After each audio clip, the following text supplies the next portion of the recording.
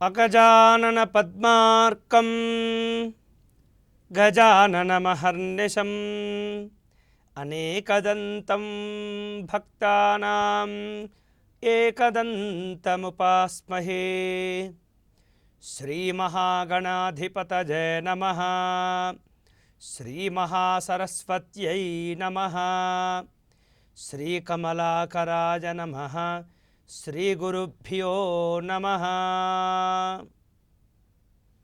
ప్రేక్షకులందరికీ శ్రీ దుర్ముఖినామ సంవత్సర ఉగాది పర్వదిన శుభాకాంక్షలు. శ్రీ దుర్ముఖినామ సంవత్సరంలో మిథున రాశి వారి యొక్క గోచార ఫలములు. మృగశిర నక్షత్రంలో 3, 4 పాదములు, ఆర్ద్రా నక్షత్రంలో 1, 2, 3, 4 పాదములు, పునర్వసు నక్షత్రంలో 1, 2, 3 పాదములు కలిపి మిథున రాశికి చెందుతారు. ఈ మిథున రాశి వారికి ఈ సంవత్సరము ఆదాయము 14, వ్యయము 11గా ఉంటుంది.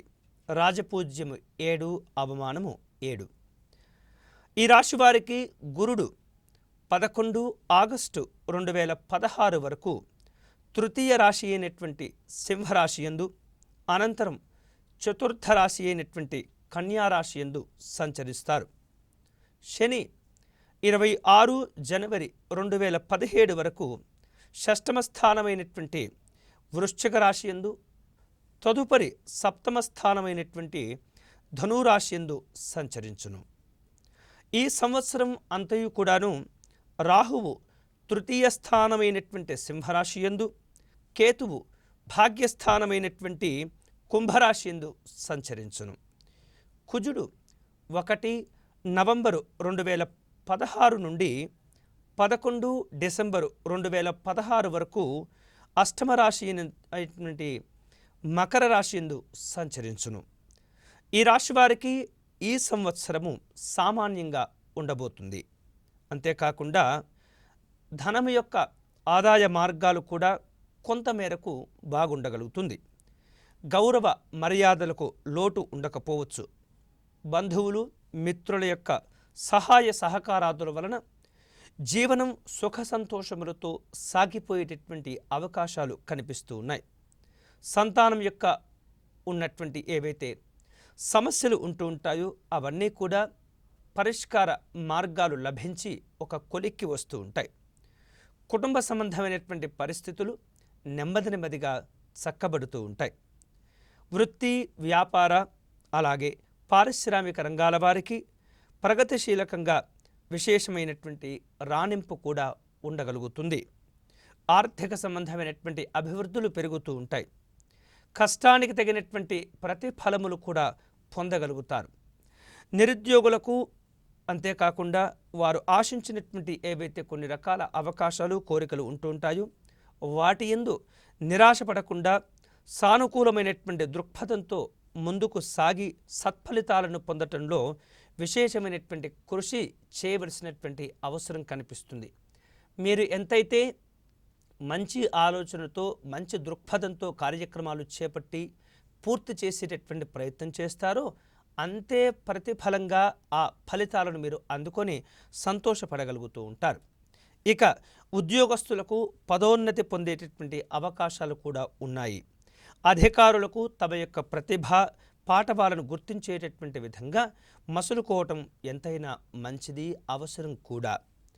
వ్యవసాయదారులకు ఈ సంవత్సరము సానుకూలమైనటువంటి కాలంగా చెప్పవచ్చు. ఆర్థికంగా విశేషంగా పుంజుకొరటం జరుగుతూ ఉంటుంది. ఏవైతే చేసినటువంటి అప్పులు ఉంటాయో ఆ అప్పుల యొక్క సమస్యల బారి నుండి కొంత గట్టెక్కేటటువంటి అవకాశాలు కూడా ఉన్నాయి. విద్యార్థులకు ఆశించినటువంటి రీతిలో ఫలితములు రాకపోవచ్చు. కాబట్టి ఎప్పటికప్పుడు తమ యొక్క చదువుల యందు కొంత మనస్సును లగ్నం చేసి నిర్లక్ష్యపు ధోరణితో, అజ్ఞానంతో ఉండకుండా, చదువును మర్చిపోకుండా, ఎప్పటికప్పుడు అశ్రద్ధ చేయకుండా గట్టి ప్రయత్నం చేసినట్లయితే ఫలితములు మారేటటువంటి అవకాశం కూడా ఉన్నది.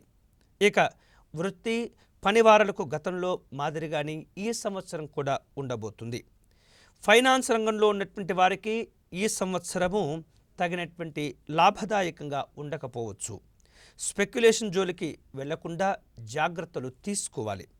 దళారీ వ్యాపారులకు ఆఫీసర్ల వలన కొంత సమస్యలు ఏర్పడేటటువంటి అవకాశం కనిపిస్తుంది. రాజకీయ రంగంలో ఉన్నటువంటి వాళ్లకు ఇది సరైనటువంటి సమయం కాకపోవచ్చు, జాగ్రత్తలు తీసుకోవాలి.